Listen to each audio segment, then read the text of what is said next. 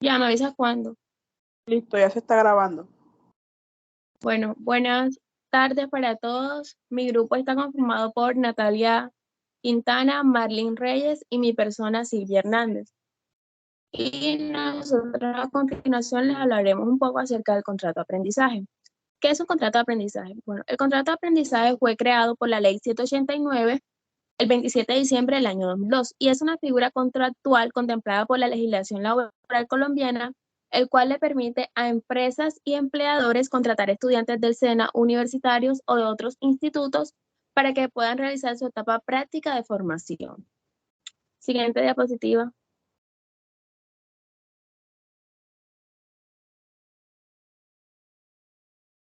El contrato de aprendizaje contiene unos elementos, el cual tiene como finalidad facilitar la información de las ocupaciones en el área financiera, administrativa y comercial, así como la información que se recibe es a título estrictamente personal. También en este caso, la subordinación está referida exclusivamente a las actividades propias del aprendizaje. Siguiente diapositiva. El contrato de aprendizaje consta de dos etapas, que son la etapa lectiva y la etapa práctica. En la etapa lectiva es en el cual el aprendiz desarrolla su formación teórica en una entidad autorizada. Y la etapa práctica es la cual la desarrollada es una empresa patrocinadora que suministra los medios para que adquieran su formación profesional metódica y completa. Siguiente diapositiva.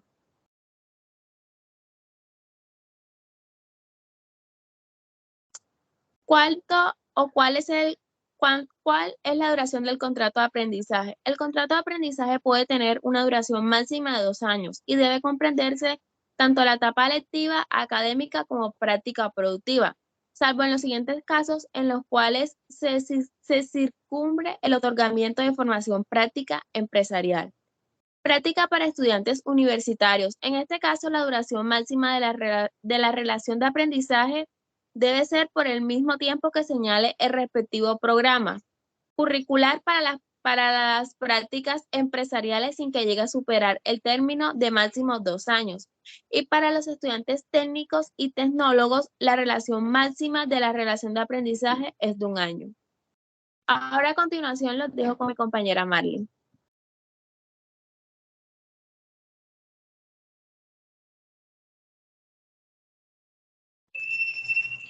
Buenas tardes, les voy a hablar sobre cuándo se puede usar la figura del contrato de aprendizaje. Esta figura del contrato de aprendizaje se puede usar en oficios semi calificados, es decir, la capacitación teórica y práctica que se orienta a educar personas para oficios en los cuales predominan procedimientos claramente definidos a partir de instituciones específicas. Un ejemplo de ello serían los auxiliares de mecánica, también los auxiliares de la cocina, estos auxiliares de plomería, etcétera. Otra figura del contrato de aprendizaje vendría siendo la formación del aprendiz alumno matriculado en los cursos. También la formación de instituciones educativas debidamente reconocidas por el Estado. También en aquellos casos en los que los empresarios prestan servicios de capacitación y formación y que deben contar con la debida autorización del SENA. Siguiente diapositiva. Bueno, ¿qué no son un contrato de aprendizaje? En estos podemos encontrar que las pasantías son convenios suscritos entre la empresa y la institución de educación superior y que uno de sus objetivos es que el estudiante adquiera elementos propios que le permitan realizar un trabajo escrito especializado o que la pasantía sea un requisito para lograr su grado. No es un contrato de aprendizaje las prácticas asistenciales y de servicio social obligatorio de las áreas de la salud y aquellas otras que determine el Ministerio de Protección Social. Tampoco las prácticas que sean parte del servicio social obligatorio realizadas por los jóvenes que se encuentran cursando los últimos grados de educación lectiva secundaria en instituciones aprobadas por el Estado. Tampoco sería contrato de aprendizaje las prácticas que se realicen dentro del marco de programas o proyectos de protección social adelantados por el Estado o por el sector privado, de conformidad con los criterios que establezca el Ministerio de Protección Social. Siguiente diapositiva.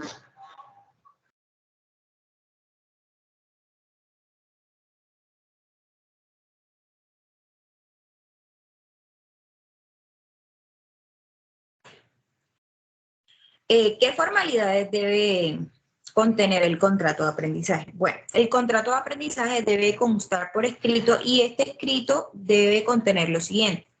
La primera de ellas sería la razón social de la empresa patrocinador, el NID, nombre de su representante legal y el número de su cédula de ciudadanía.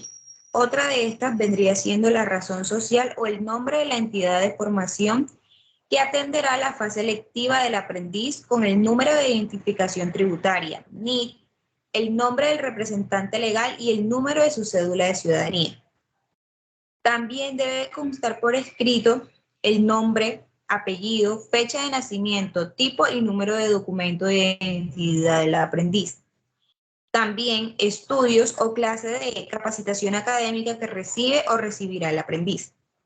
También debe constar el oficio, actividad u ocupación objeto de la relación del aprendizaje, programa y duración del contrato.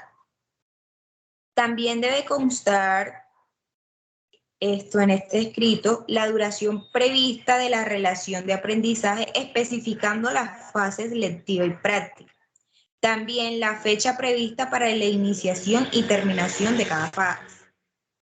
Otro de esto vendría siendo también el monto del apoyo del sostenimiento mensual en moneda colombiana. También la obligación de afiliación de los sistemas de riesgo profesionales en la fase práctica y en salud de la fase lectiva y práctica. También debe constar los derechos y obligaciones del patrocinador y el aprendiz. También las causales de terminación de la relación del aprendizaje. Y, por último, la fecha de suscripción del contrato y las firmas de las partes. Siguiente diapositiva.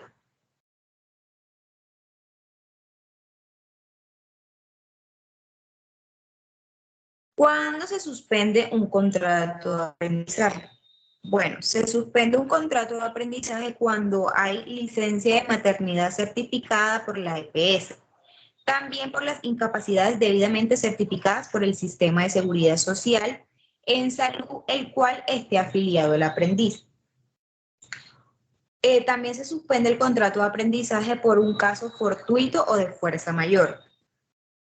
También cuando hay vacaciones por parte del empleador, siempre y cuando el aprendiz se encuentre en la etapa productiva. Y se suspende el contrato, pero los aportes a la seguridad social por parte de la empresa patrocinadora deben continuar. Bueno, ahora los dejo con mi compañera Natalia, que va a seguir explicando las demás diapositivas.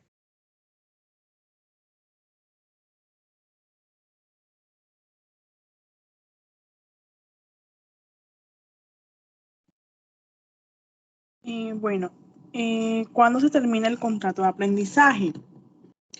El contrato de aprendizaje se puede terminar por mutuo acuerdo entre las partes, por el vencimiento del término de duración también del contrato, la cancelación de la matrícula por parte de la entidad o de la formación de acuerdo con el reglamento que tenga previsto para el alumno, bajo el rendimiento de las faltas disciplinarias cometidas por el aprendiz en la empresa y que no se corrijan en un plazo razonable.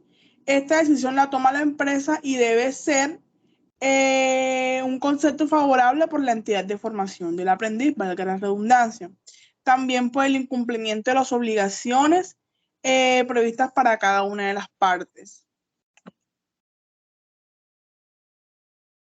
¿Qué es la cuota del aprendiz? Es el número de aprendices que por ley deben contratar las personas naturales y jurídicas en Colombia para contribuir a la formación integral. Metódica incompleta de los estudiantes. ¿Cuánto es el valor de la cuota del aprendizaje? El empresario está obligado a tener un aprendiz por cada 20 trabajadores y como adicional por fracción de 10 o superior a que no exceda a 20. ¿Cuánto es el valor de la cuota del aprendiz? Bueno, el valor de la cuota del aprendiz, como lo había dicho anteriormente, el empresario está obligado a tener un aprendiz por cada 20 trabajadores y un adicional por 10 fracciones que no exceda 20.